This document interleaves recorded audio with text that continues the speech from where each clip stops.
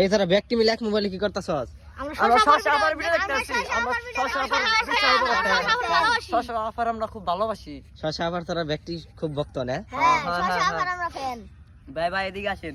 কি ভাই? শশা আপার জন্য একটা ডায়লগ বানাইছি। কি ডায়লগ? রিদি আপা তুমি ধন্য শশাকে সঠিক ব্যবহার করার জন্য।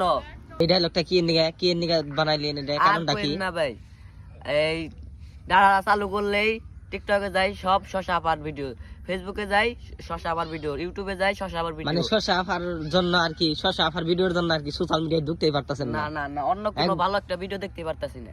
একবারে খালি শশা আপা, খালি শশা আপা মিডিয়া একবার ভরে গেছে। তো আপনারা তো শশা আপার সবচেয়ে বড় ফ্যান, তাই না? আসলে এই শশা আপার মানে নাকি আমি বুঝলাম না। আমি মনে হয় বাংলাদেশের প্রথম যে শশা আপার মানেটা বুঝলাম না। এই শশা আপার ভিডিও এখন আমরা দেখতাইছি দেখেন। শশা আপার ভিডিও অল টাইম দেখতাছি।